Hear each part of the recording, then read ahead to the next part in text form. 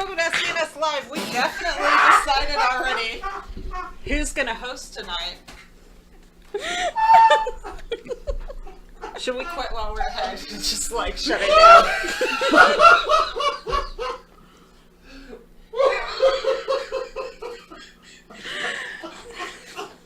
I already just want to gift this whole thing. Gift this intro as a like to anybody out there. I'm cramping up. Hi everyone.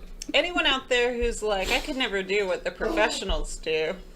I'd like to remind you that we get free press access to a lot of cons based on our competency and consistency.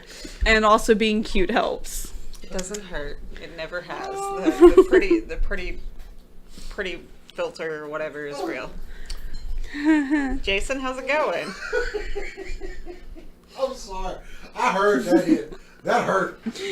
Yeah, that was I gotta go these back, three knuckles. I gotta go back and freeze frame the look on her face. That's the cover for this episode. Because it was pure. That hit my bone. It's in the bone. It's in the bone. Guys, I don't know if I'm gonna make it after this. If I don't, Oh. I don't know. Okay, I'm good. Are you? No, not really. I can hear that, man. I know that I've said before that it's going to be an off-the-rails show. It's going to be an off-the-rails show. But we're here. Like a comforting nighttime DJ. Just, Comforting? yeah. Yeah, just familiar and maybe relatable if you're also clumsy. Like I am. I'm the rogue in our party, by the way. Yeah. It's a wonder you guys haven't died. Anyway, I'm going to give you a heads up. The super cool nerd news tonight is going to be a lot of D&D, maybe all D&D, maybe mostly D&D. But anyway, I'm Kat. If you don't know me, how did you tune into that fiasco and keep watching? But I don't do the show by myself. Hi, I'm Cora. I have no spatial cognizant stuff at all. Or English, apparently. Have none of that. And you're eminently qualified. Head and shoulders above the rest of us in some ways. And then back there behind the boards. Apparently, I'm Jason the X, and welcome to Jackass. We're going to rock, paper, scissors during our 14-second intro to figure out who's hosting the show, and we're surprised it went poorly. I don't know. I'm back here. No, I got things to do. So. How's everybody's week been up until, now? Personally, I started a new job, and I think it's awesome. It's great. Loving the work. That's exciting. I haven't heard you say that. It's been a closer minute. to my house. Yay!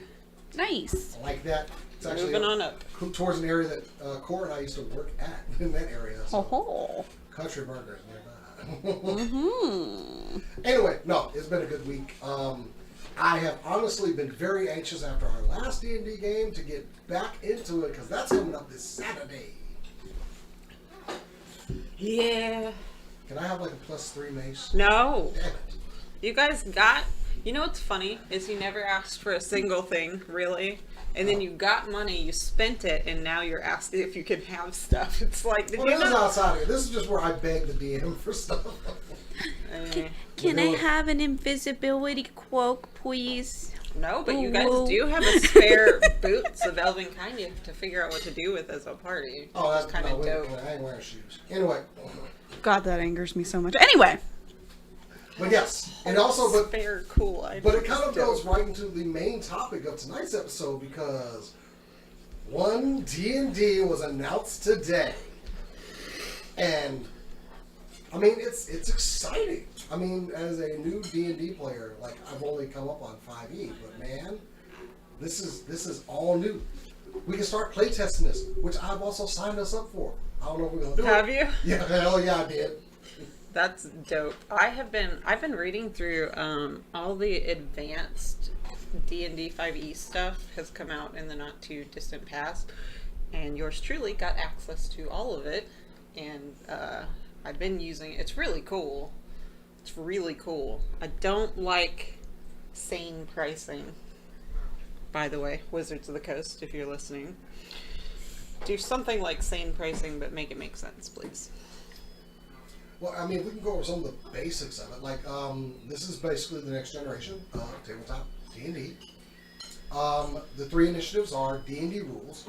They're going to take what we love about 5th edition and update the rules of the game to reflect the feedback that we've heard from players and where the game is today. With D&D Beyond, it's going to be a larger platform for your digital D&D collection, content, and tools, and a digital play experience, which kind of looks cool. Cora and I were looking at a little sample of that. Yeah. It's going to be based on the Unreal Engine. Yeah, it's going to be based in the Unreal Engine. Sorry, in the Unreal Engine. Sorry, I picked it. Just more immersive. Lots of, I mean, Kat, you make fantastic like battle scenes and libraries. You made a friggin' library full of scrolls. And that will be the hill that I die on. That was the good, or not the hill, but like that's going to be my masterpiece. You and It Matt takes a long Versa be time. just like making stuff up and boom, it goes on the table. But this gives y'all like Happy to be in a sentence with Matt Mercer. You're very welcome. Whatever. I mean, has there been like a true set that you brought up that we haven't like oohed and ah when it hit the table? Come on. No, you guys are dream players, honestly. So like, I'm not. Like I remember the little scrolls and the shells. Yeah. And we were like, ugh. I did bust it out like they weren't going to be impressed with it. Like before that Please. session, I was like, please be impressed with this because it took me a really long time. And wow, sure, I feel like you guys would do that because I asked, even if you wouldn't have anyway. I didn't need to ask because when it No. came out, you guys were like, I think this is a really good tool for creative DMs that like to do things like that. All your stuff is available. It gives us, or it gives the, DMs a chance to actually build the set the way they want to, without having to worry about their skill too much, is what it looks like. We don't know for certain fully. There is a playtest online already via D&D Beyond, if y'all want to give that a shot, to kind of get an idea for what it is. It's obviously not much. It's just a playtest. Now, there are other programs out there that will allow other players to do this stuff, but honestly, this is kind of more... And it's also a bigger partnership between Wizards of the Coast and D&D Beyond, which that's going to be good for us. Because there's plenty of people out there like, you know, like Hero Forge, where you can get minis made, and you can customize them how you want to. You can even take those digital files out.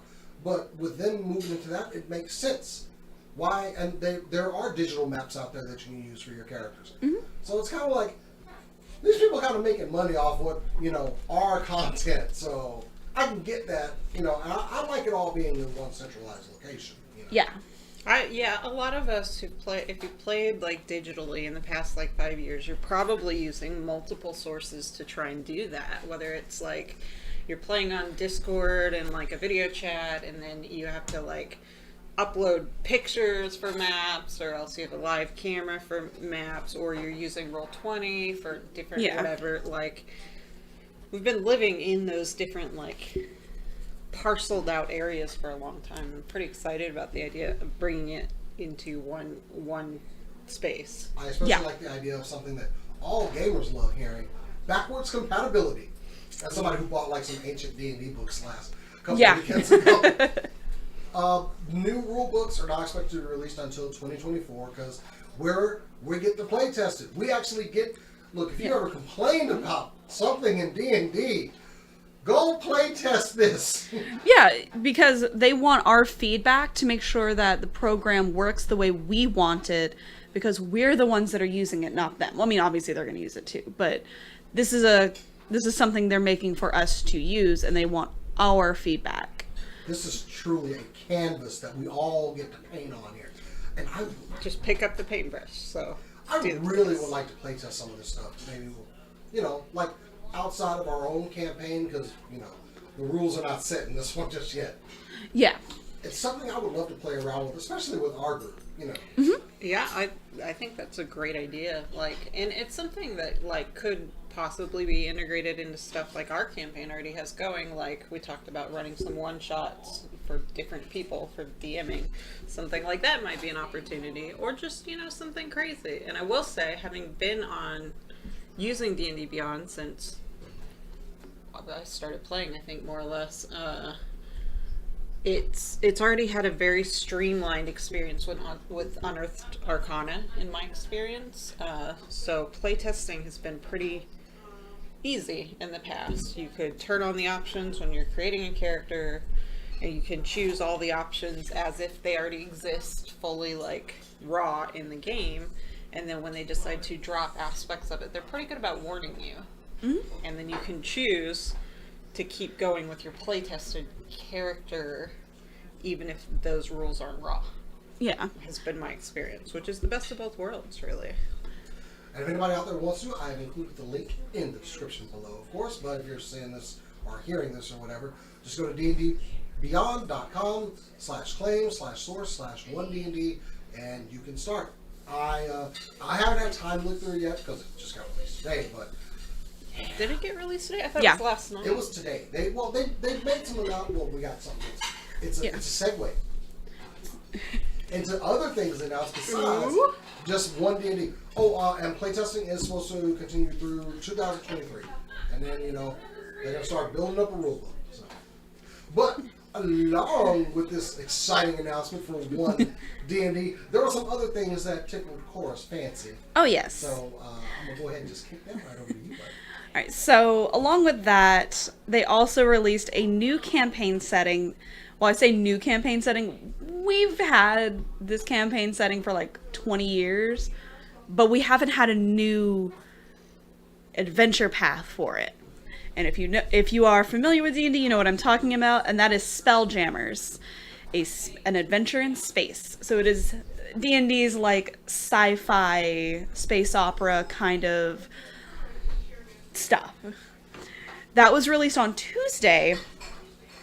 The campaign setting is, of course, the astral plane. So you've got your gateway to all of the heavens and the different worlds that you read about, that these demons are from, that these gods are from, that these characters are from. You can go to these. And with this adventure path for 5e, it makes it even easier. There is a campaign collection for it. So you can just go ahead and get all your books and everything that you need and get started.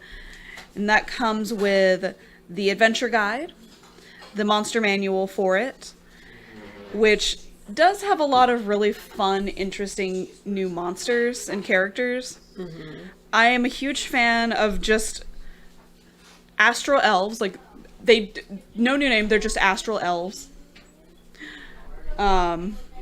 Cosmic horrors. No further description needed. Murder comets. Big fan of the name Murder Comets. And my personal favorite, Vampirates. Pirates in space. It's one of those things they didn't have to say a single thing about, but when I heard the term Vampirates, I'm like, yes. Yeah. Yes. Essentially, if you've ever wanted to do a campaign setting in like a very like Treasure Planet kind of way, this is what you need. The collection also comes with the Adventures Guide, which is of course the campaign or a campaign for it, and a double-sided map of Rock of Brawl, which is an asteroid city that you start in, or the asteroid city that you start in, and it kind of becomes the hub. Of course, the DM screen, they always are good about including those. But they also released something else, and this is probably my favorite thing about it, with Space Jammer. I keep saying Space Jammer. Spelljammer. Space Jammer is just so easy to say. And Yeah. It makes so much sense in your head. Okay, that's enough. No, they dropped a full 19-song album for free. You can go download it right now. You can go stream it right now, called Spell Jams. And they are all songs inspired by the astral plane and this campaign setting. And I have not heard a song on here that I didn't like. It is a banger. The whole thing. Like, it invokes a very nostalgia feel to it, but it still feels very new.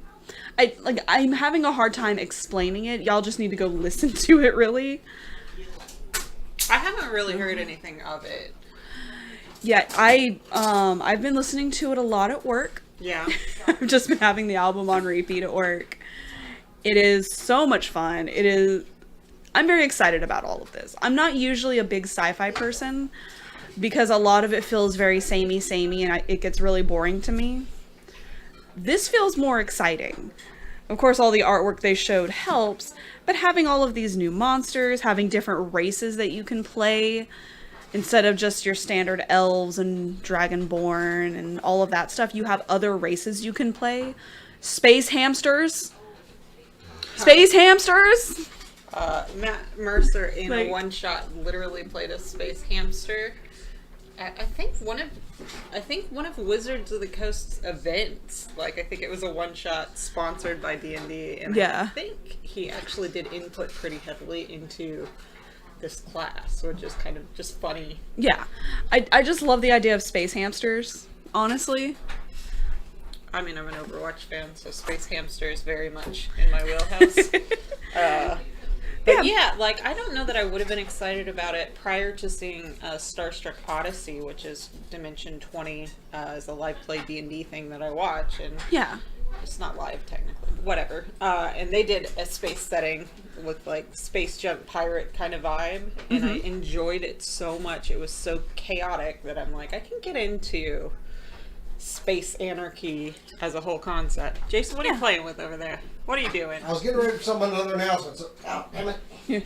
I noticed with the camera staying on me for the whole time. But we carried on like professionals. I moved it. Yeah. What do you think, Jason? Having a space opera fantasy with I'm pirates. excited more for the like when I'm going through D&D Beyond and I see content like that. It's not necessarily a rerun, but I'm like, you know, I play Cassie. I like guns, so you know. I mean, you could have space guns. I want space guns. I want space lasers. You could have a Space space laser. laser I know. in space fighting vampire pirates. And you know things like "Game over, man! Game over!" Exactly. Somebody wake up, Hicks. It also is a gateway to kind of interacting with all of these metaverses that D&D has. These different continuities, all these different things. It also opens up a way for you to go to, like, you can go to this D&D continuity, but then you can go back to your homebrew. You can go over here, you can go over there, and all wrapped in this space package. Space package. Sorry.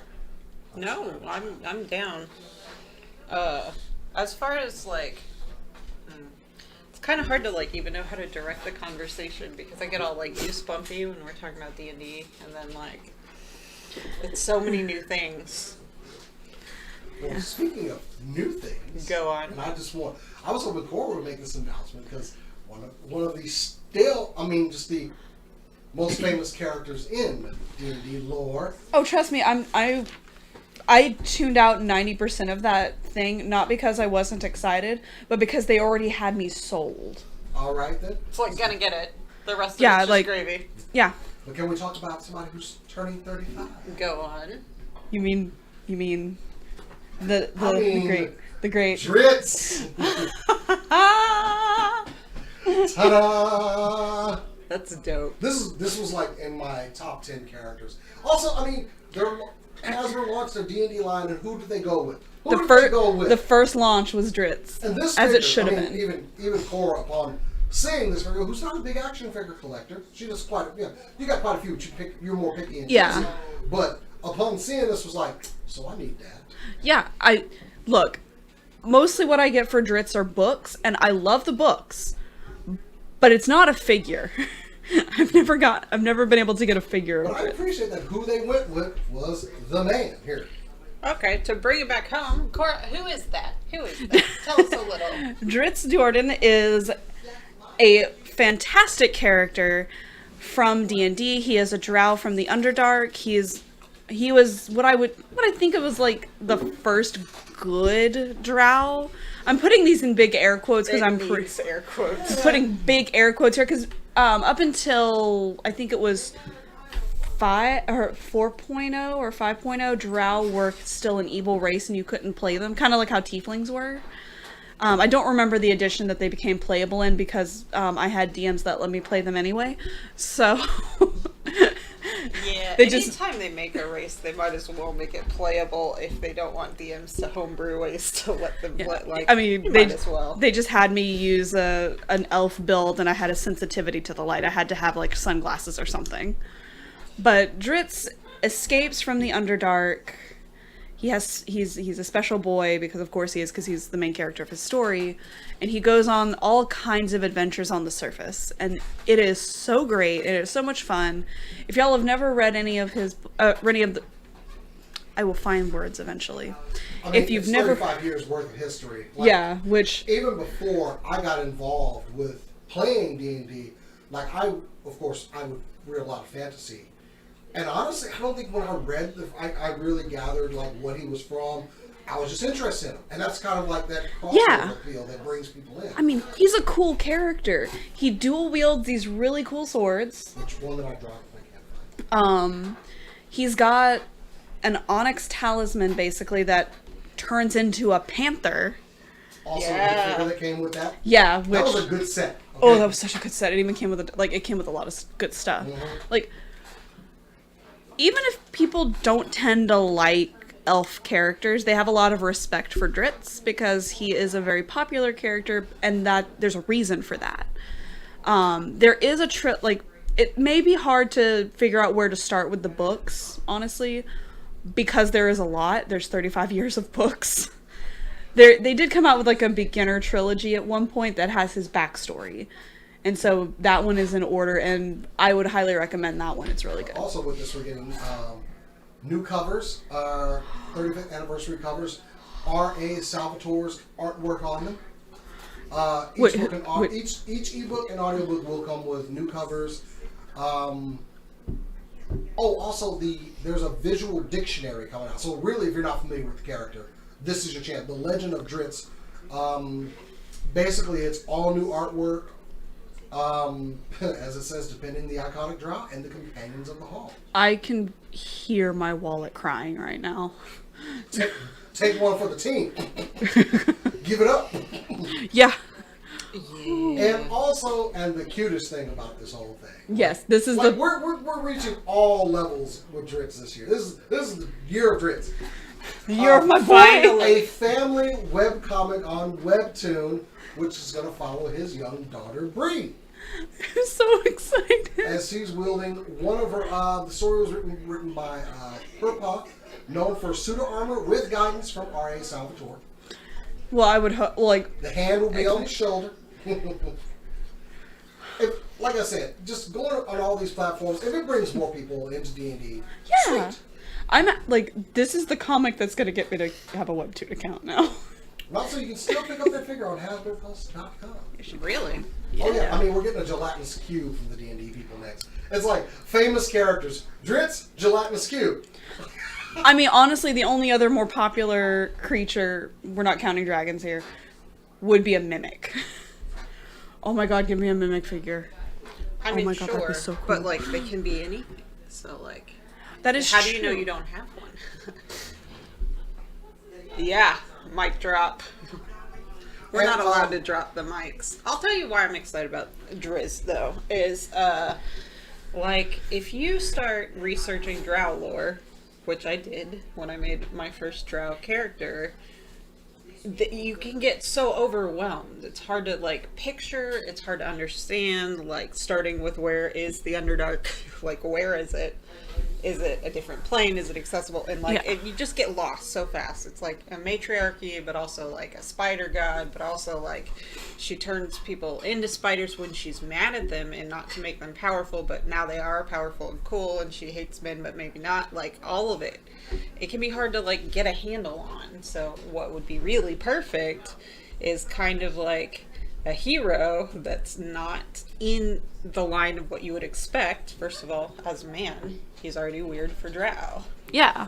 Like an unexpected hero to kind of anchor you into the whole rest of the story. And I'm really excited about the stuff we'll find out and really understand in a new way about all Drow because of this. Like Yeah. that's what makes me excited. I'm so excited. I also don't know how to feel that I'm just barely younger than the Dritz character. Like that's a very odd feeling. Either. I'm surprised that clearly character's way still- younger. I'm kind of surprised this is still available. That figure is still available to buy. Oh yeah, it's a good figure, and it's an exclusive to Hasbro Pulse, so that might be why. it was a sleeper. Like Nate doesn't play Dungeons and Dragons. He bought that figure. It's a good figure. Exactly. Why doesn't he play? What is I wrong don't know. with him? We've never been invited. We don't invite him to ours. He wasn't. He couldn't. We talked about it before. In the past, he couldn't do the schedule. Yeah, he's busy with stuff right now. Anyway, I'm just saying. Well, that's just something Yeah. else that's going to be. I wonder who the next character they're going to bring. But that's another question for another time. Yes. Anyway, it's the year of Dritz. Happy birthday, buddy. My boy. Blue boy. Have we shoveled enough D&D down? Never. No. Also, check out our game this Saturday on twitch.tv/. This is going to be our third session In a row. in a row that hasn't been canceled or postponed. We will have a stream. I have a backup. I don't remember what my backup was now. No, wait, I remember it. Got it back. We're good. I'm just excited. I'm excited. I would play twice a week if we could, and that would be like, I would DM twice a week if I could, and that would be life-ruining amount for where I am right now. But I would still do it. It's so fun. No. Yes. Anyways, before we get into that Anyway, argument. yeah, we're off on a different tangent. So, But yes, I think this we covered Saturday. everything D&D. So, For now. can we talk about something that I like this week? Yeah, let's talk about what you like this week. So, She-Hulk. I knew you were going to say that. on Disney Plus, and it's everything I wanted. Is it? It is a comedy law series where the character just happens to be able to change to a 7-foot butt-kicking green lady of justice. I said, I'm not going to spoil too much, but I said one thing I had to have was she had to talk to the screen, a la the old Fourth wall 1980s breaking. comics. And Jason got his wish. Jason got his wish, and that's all I need to say. Look, Tatiana is awesome as She-Hulk. That's what I was going to say, is that the obsession-worthy Tatiana Maslany Yeah, is I the was star. afraid that some of this would be getting lost because she is playing a CGI character. No. She makes She-Hulk. Absolutely. I love her depiction of She-Hulk. Her voice, her mannerisms, she is making the character for me. And I'm sorry, but the first time she looked at the screen and talked, I gave a little... Were you crying or screaming or both? very unmanly sound. I'll just go ahead and say it like that. Okay. But Scream. I laughed as well. Also, Mark Ruffalo's funny. He's dope as the Hulk. I like him as And Hulk. I think it's great seeing them interact with each other, especially with playing two CGI characters. Mm-hmm. So it absolutely was great. I mean, my one complaint, the episode was really short. I mean, maybe I just felt that way. How was it, like 36, 37 and not like It a was full hour too or short something? for me. I wanted to be an hour long. Well, sure, but I wanted every episode of Moon Knight to be at least 2.5 hours. Fair Go enough. Stranger Things with this bitch. Come on. And I know all the complaints about the CGI. The CGI looks good in production. It's a great origin story. I mean, they get right into it. There's still questions that I have, of course, because there's only one episode in. But, yeah. If you haven't watched it yet, please go. I just hate they're on Thursday morning. I wanted my Marvel episodes on Wednesday. Unless I'm getting 2 shows a week like I was getting with Obi-Wan and Miss Marvel. And that's just like, that's like crack right there, okay?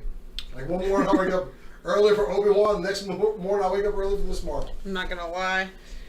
I haven't watched Obi-Wan, but I did finish Miss Marvel, and it's amazing. Like, I loved it.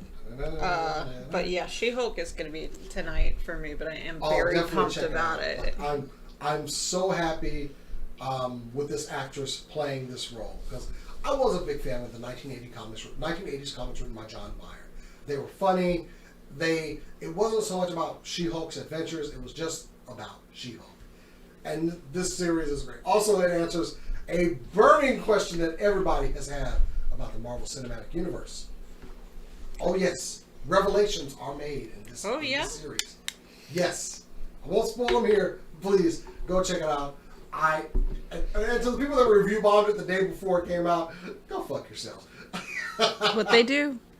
This series is great. It's funny, great writing, great characters, and it's going to bring Daredevil back to us. Well, I mean, far from home argument. So. But excited. It wasn't enough. We need more Daredevil. Yeah, we got and that we're getting more. it. We didn't get Daredevil. Yeah. So, I'm excited for the future of the show. I think, please don't let me down, because with some of the drama like Moon Knight and everything, there can be those lull periods. But with the comedy, just keep the laughs coming. Yeah. And I'll be a happy little nerd. So yes, love I'm the show. excited. I'm always scared when they do something that's like just for the laughs, because famously I hated Ragnarok, and I realize I'm wrong about that, and it's great and blah blah blah. But I hated it. But like, I know. I don't care. To be a nerd, you gotta think whatever you think about stuff, and I didn't like it. But like, I love her so much, and they're not trying to turn a serious character into a funny one. They're taking one that's been like canonically like a lot of laughs and pretty goofy and has some serious arcs. Anybody that complains about this show is goofy, then you are not a fan of She-Hulk and you don't know the source material. Bite me. Or find out the source material, because we're not terrible gatekeepers. But if you're gonna complain, do your research on it. Yeah. Yeah, Jen has always been hilarious. So. And really she should be, because the thing is, like, you made something called the Hulk in short, and then you made something called She-Hulk. Like, if that wasn't going to be a little tongue-in-cheek, then what are we doing? Yeah. Jen's probably the most well-adjusted Marvel heroes out there, too. She deals with all this, and she's still a lawyer. I'll tell you, I was disappointed, too, that she didn't become a part of the Civil War stuff. When they started doing Civil War, it was like she was a fairly integral part of some of that stuff. Where is she? And anything significant done by her, they did with Black Widow. Like, as far as some of the considerate, like, negotiations and just kind of, like, don't stop humanizing each other and all that, like they did with Black Widow. But I was bummed way back then. And so I'm excited about this. But, yeah, I can't say enough. It was everything I wanted it to be. So, yeah, love She-Hulk. Go check it out. I'm probably going to end up watching episode 1 again on the big TV instead of waking up, pulling out my phone. All right, here we go. You're watching these on your phone? What is wrong with you? I have to wake up at 5 to watch the show. Yeah, but if you have to wake up at 5 to watch the show, why can't you watch it in the living room? Because of my blanket. That's why. That's good. Mm-hmm. That's a good Is reason. that why there's a blanket in the couch sometimes? Like, There's it's blankets. made up? Like, is that part of it? I mean, we keep it kind of cold in here, and sometimes people fall asleep places. You know, everybody hates that. Everybody hates that when you fall asleep in a cold room and you wake up and you're like, ugh. I do it all the time.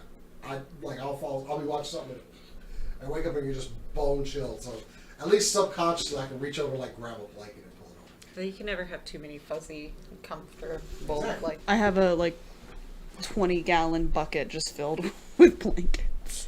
Emergency blanket. Every time I go to Christian's house, like, watching some fairly traumatic TV series of different types, he's like, he's like, I have these blankets. Who needs which one? And we take them for protection as much as anything. Like, yeah. Anyway, so yes, She-Hulk, watch it, love it. I hate the fact that Disney Plus is so delivered in some ways. I hate it because I'm like, it's more Disney. I don't want to, like... Yeah. They own everything, but they've delivered. They've been a consistent value. Like... But anyway, moving on. Who's up? I got something. Yeah. Okay, then. All right, so I wanted to talk about the Best Manga Award nominees for the Harvey Awards. Now, the Harvey Awards are a comic centric award and everyone that is nominated are nominated from people in the industry. So it's a very industry based award system, so I'm very on board with this. It's like the Oscars if the Oscars weren't so messed up. Yeah. It's not a stuffy old white person that's never heard of My Hero Academia. It's someone who's actually read it and like, no, this has merit. So we love that here. Yes. But our nominees this year are Blood on the Tracks, which is a very good psychological horror manga. It doesn't look like it's a horror manga. It's a horror manga, and it's great. We have Blue Lock, which is a soccer manga. Cat Gamer, or Cat Plus Gamer, I forgot to look up what that one was. Same with Red Flowers. I completely forgot to look that one up as well. I'm sorry. I'm a professional. And our last two nominees are Chainsaw Man, which is gory action coolness, and Spy Family, which is just the cutest thing on the planet. I can't express how much it's so cute. We don't have who's going to be the winner for this yet. That will not be decided until around October. They're just letting us know what our nominees are now. In years past, because this is a fairly new category still for the Harvey Awards. It used to be like best American adaptation of a foreign medium in the past, and they were like, no, we need to stop that. So in 2018, the Harvey Awards added best manga to their categories. The first winner of which was called My Lesbian Experience with Loneliness by Kabi Nagata. And you know what? I need to go find this. That sounds like a good comic. Sad. It sounds sad, but I've also learned that anything that sounds happy can also be sad, so it could be happy. It could have a happy ending. And sometimes you're in the mood for sad. I'm not often in the mood for it, but sometimes you just want somebody else who has feelings like you have feelings, and so you go read somebody else's. Yeah, exactly. And something that expresses gay in a positive way. I'm always here for that, especially when it's manga, because it's not always portrayed the best. And I want to read it. In the next year, 2019, the winner was the ever-popular My Hero Academia. 2020 saw the winning of Witch Hat Atelier, which is absolutely beautiful. It's a manga where witches get their power from art. So the better artist you are, the better you are at magic. That's just real life. Cool, actually. Yeah, and the art style for it is stunning. It's so beautiful. Like, I bought the first volume solely because the art style was pretty. Because I figured even if I didn't like the story, which I do, but even if I didn't like the story, I could at least look at the pretty pictures. That's what got me into Sandman initially. Is Yeah. like, it's so pretty, I don't even care. And then I read it and I was like, oh, I do care. I care a lot, but like, it's still pretty. And then last year's winner was Chainsaw Man. So Chainsaw Man's been nominated again. We'll see how it does up against these other manga. I'm personally really hoping for Blood on the Tracks to win. I've been reading this one for a little bit. It's very uncomfortable in a very different way than I expected a horror manga to be. Because I'm coming from horror manga like Junji Ito, where I don't have to look through the book to know it's scary. I just have to look at the cover. The cover for the first volume of Blood on the Tracks is a mother and her child. And it's very serene looking, and it's about a mom who is crazy obsessed with protecting her son. Ooh, like Munchausen syndrome stuff, or no? 'Cause that's the vibes I got immediately, but... It's more of a Helicopter parent? helicopter parent to a mentally diseased state. Like, she has problems. Her, quick synopsis, because now I'm on this topic and I am sorry. Mom does something very illegal in the death category to somebody that her son knows, and her son sees it. And he has to live with that. And that is in volume 1. And the rest of the run is him trying to just kind of deal with this. Because the other people know, but he's not saying anything, and he's the only other witness. And so he's dealing with those feelings and dealing with the fact that it was his mother, and he does love his mother, and he's dealing with those feelings. And there's actually not a lot of dialogue in the comic.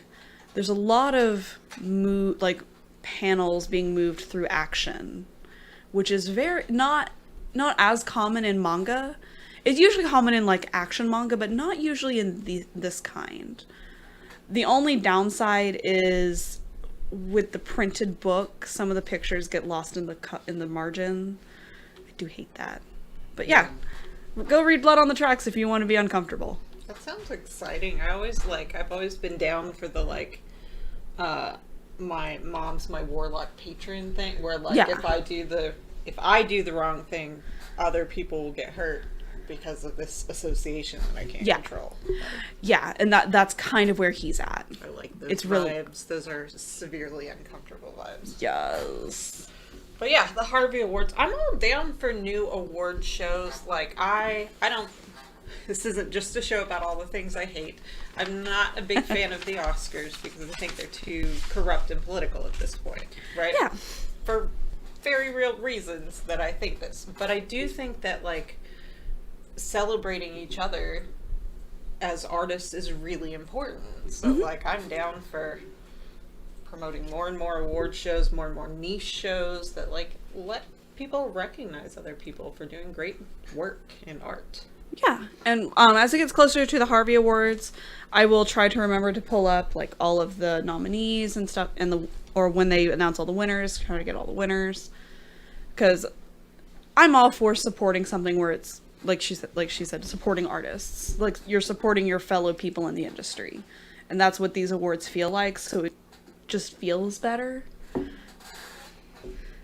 to be excited about it. What do you think, Jason? Oh, sorry, I didn't mean to. No. So I was getting ready for my next story. Sorry. Then I'll close that one out by saying getting recognized by people that you respect that are like adjacent to the type of work that you do feels really, really good. So just in that sense, like fluffy kind stuff. Like I was pleased by the early category for the best adaptations this year, and I was really we got some good stuff this year. Yeah. Shang-Chi, Peacemaker, Miss Marvel, The Batman. Yeah, it's been a good year for adaptations. So. Yeah. Well, I agree with you on most of this. Anyway, next story. Please don't make me defend Batman on this. Anyways, moving on so we don't go into a rant caught up state. in that one. I've got some good news though. Go on. I'm happy about once again. Love, Death, and Robots has been renewed for season 4, and I could not be happier. So with season 4, I have my notes up here. Sorry. God, I'm sorry. Love, Death, and Robots, of course, has been on Netflix for three and now 4 seasons. Cartoons, kind of an anthology vibe to the whole series. So, like, yes, go on, Jason. So, season 3 showed us a couple new things. Like, they actually revisited some characters from one of the short stories. We can expect stories this year from John Scalzi, Neil Asher, and Michael Swanwick. David Fincher and Tim Miller will also come back as executive producers. Interesting, yes. Ooh. And Jennifer Yu Nelson will be the supervising director for the series. Nothing has been announced. This literally was announced today on Netflix's Geeked Twitter account. With I love that image that they put up, season 4F, and then they're blanking out. Yeah. That kudos. Thank you very much, guys. I love this show. Also producing will be Sony Pictures Imageworks, Titmouse, and Blur Studio, Miller's own studio. So, also, there have already released some of the names that we will see in this next season. Mackenzie Davis, Joe McHale, Rosario Dawson, Craig Ferguson, Joe Manganiello, I never get his name right, and Jai Courtney. So, I love this show. And I felt season 3, there's sometimes I feel like I'm ingesting my media too fast. Because it was like last episode before I knew it. Kind of like how Sandman went for me.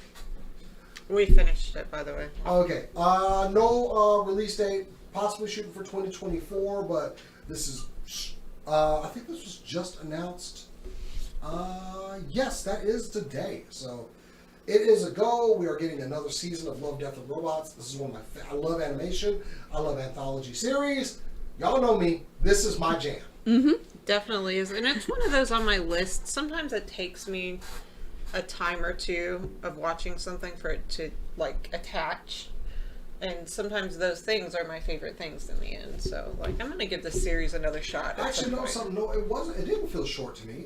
This season was only 9 episodes.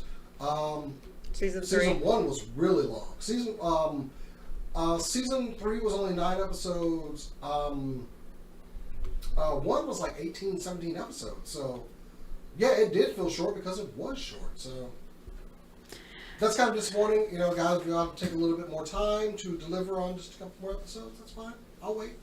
I mean, like, I'm not mad when they release short seasons because, like, you know, like, if it was weekly, I'd have to wait anyway. So, like, Yeah. It's different because they're short stories. yeah, that is true. Like, when Cora said, like, season 3 was coming out, I was like, well, I'm not canceling Netflix now. I gotta have my stuff, you know? So, My favorite thing about Love, Death, and Robots that I saw wasn't anything about the show itself. It was just someone saw the thumbnail on Netflix and it was a cute robot. So they thought it was going to be a cute robot show. And then they clicked on episode 1 and it wasn't just a cute robot show. And they're like, I'm enjoying this, but it just really was not what I expected. whatever it was, I'm sorry. Very much my experience with it. Very much and one of the reasons I want to give it another shot is because, like, I didn't know what I was in for, so I was like, what? I wanted to watch, like, something cute and happy. This is not, it's beautiful. It's not cute and happy. No. Anyway, so yeah, season 4. That's dope. Yes. We also have another show getting a new season. Uh-oh. Yes. Very quick story. We don't have a date. We don't have anything else for it, but we will be getting a season 3 of One's manga, One Punch Man. I'm excited about it. Oh, no, I love this show. Absolutely love this show. For those who have not seen the show yet, one, it is a very funny show. Please go watch it. But your main character, Saitama, who is in the yellow in that picture, he can defeat anyone and anything with one punch. And so every time he thinks he's found a worthy opponent, it's not a worthy opponent, and he just gets really about it. And it's great. Because he had how serious that poster looks is how he looks maybe 20% of the time. The other 90% of the time he just looks like a noodle man that's just bald, and he just goes about his day just boring as crap, and I love it. He is the best. It's like if you made a whole series out of the line in Alexander wept because there was no more worlds to conquer. Yeah. That's what One Punch Man is. Yeah, he's a very apathetic hero, but he does want to be a hero. He's a hero for fun.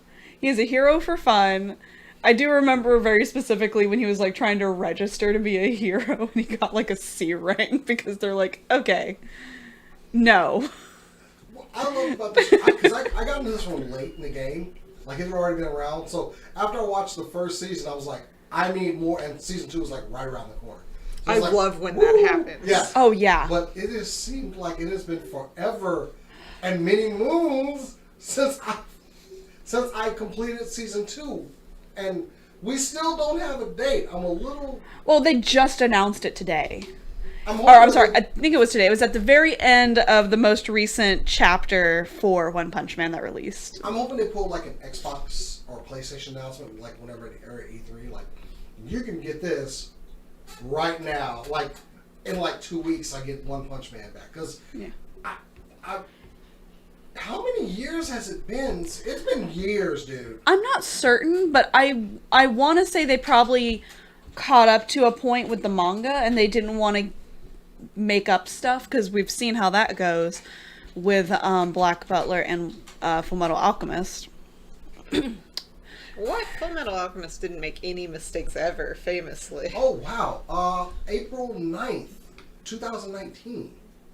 Oh, the pandemic probably had something to do with that too, then. Curse you, pandemic. But you know what? It has been announced officially that we will be getting more One Punch Man. And that just means that all of you at home have time to get caught up with One Punch Man and realize what you have been missing.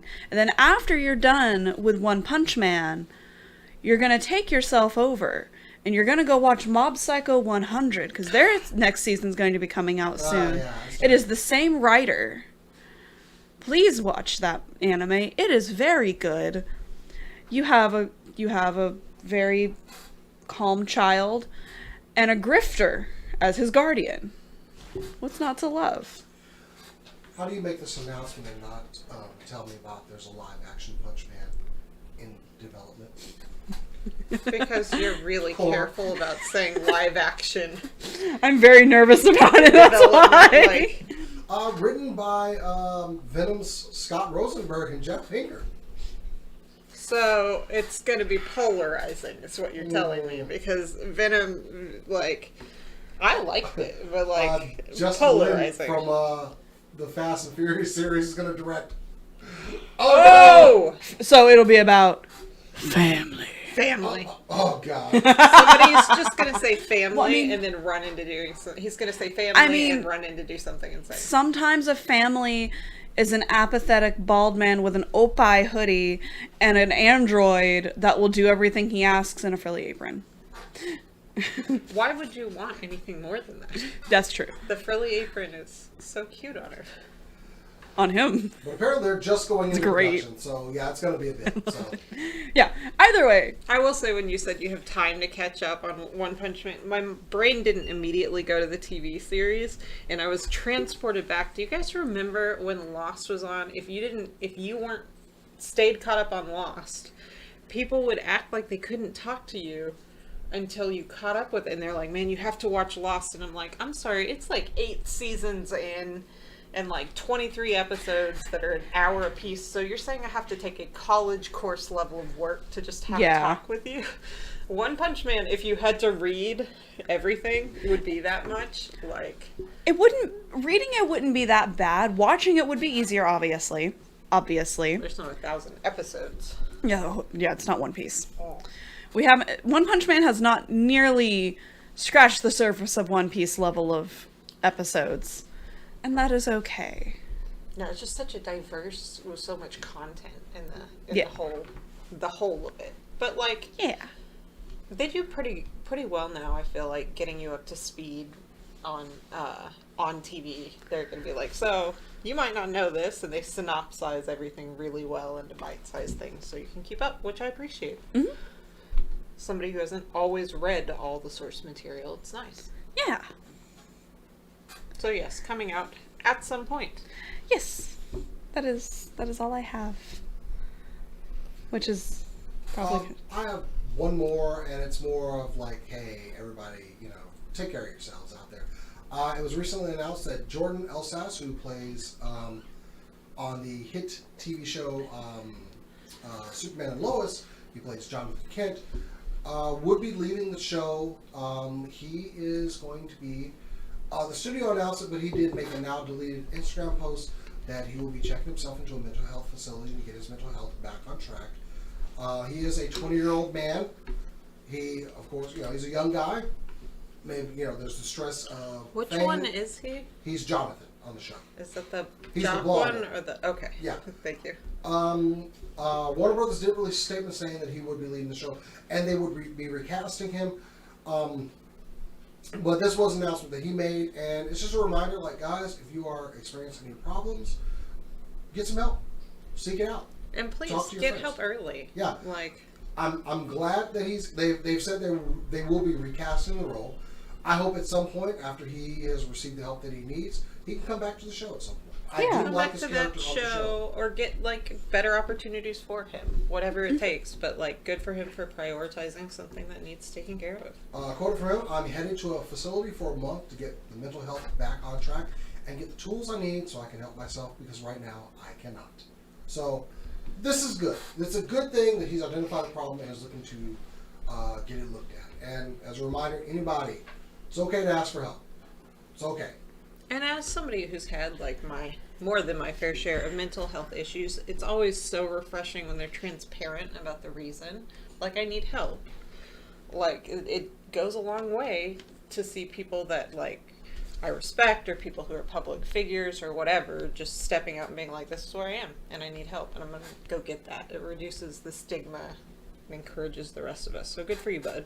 Absolutely. So yes, I hope for the best for him, and yeah, I hope that while someone's filling in for him, one day he will come back to the role a better and more whole person. So hey, thoughts to him. I'm glad he's getting help that he needs. So.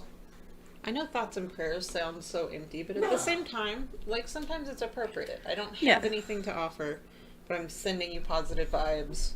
And Yeah, nothing negative against the actor. I just Yeah. think it's Yeah. a good thing he has identified this, and he's looking to get help for it before it was too late or before we're having a different kind of announcement here on this show. Good for him, and I hope it all works out for him. Good luck, bud. What else? Anybody else have anything else? Nope. The only announcement I have is tune in to twitch.tv/SCNS Live this Saturday, 3-ish. 3-ish. I'm going to make everybody know. You know what? We will be on time. I hate I said that. I love that you said that when you're not the problem. It's more likely to be me. It's because I try It's more hard. likely to be... It's because it's your home, but... I could be somewhere else besides here. No, yes, you're a punctual person. See? And I appreciate Exactly. that. So, yeah. Tune in. It's going to be awesome. I'm excited. I'm always excited. I have yet to have one that I was miserable during. Like, that's never happened. They've gone... How successful they've been is another story. Like, sometimes I'm not, like, all the way prepared, but it's always fun. I can promise you fun. We fill in anything needed. Yeah, for sure. And tune in because she's going to get my character plate now. No. That's a funny way to say Jason's going to need to roll a new character. Oh. Just out of Cassidy's coming back. pettiness. Because I don't have... Actually, I'll tell you about that. I would never let Cassidy come into my game because he's so special to that campaign that we played. He was part of my very first campaign. I can't, like, cheapen him by dragging him into mine. That doesn't work. I found another I could probably bring in. Anyway, so yeah, tune in Saturday, twitch.tv/SCNS Live. It's going to be awesome. It's gonna be fun. And, yeah, that's about it. Kind of a weird energy, but, like, it started on a high energy, high pain moment. I hated to bring it down. There. I thought it was something to do. Oh, absolutely. 100%. I just meant to the whole thing. Like, we don't get to nerd out about D&D during 90% of the entire show, like usually. But like, it's a big day of rewriting history for D&D Day, and we get to write it. anytime we hear from Jeremy Crawford, I'm just excited. He doesn't do a ton of interviews and stuff, and like, I just like him. Yeah. But yeah, that's been our show. Please follow us on Twitter and Instagram and TikTok and Facebook and Twitch and here on YouTube, and I'm forgetting some, I'm sure. But at SCNS Live, and check out our cool website for super cool nerds called supercoolnerdshow.com. Yes. I thought you had something else to say about it. You had this, wow, and I thought you were going to be like, and I posted something. I keep doing things to it. Yes, supercoolnerdshow.com. Thanks to the guy helping us out by hosting it while we try and get all the security down. Thanks, Mac. Yes. You're the best. You have a face. What do you have in your head? I don't know. You had a face. Anyway, if you want to find me, you can find me on Instagram and Twitter at BetterCat. You can find me on Instagram and Twitter at Corodono Art for all things art and Sweekit and related. You can also find me on Twitter at chaotic_noodle for anything that is Final Fantasy XIV related. Of course, you can find me on Instagram and Twitter at JasonTheX, and follow at SCNS Live, Twitter, Instagram, TikTok, and of course, like and subscribe to the channel. And you know about the things that we always say around here. Keep on nerding! Usually it does something right here, but There's music. XSplit seems to have just like totally screwed up here. Go.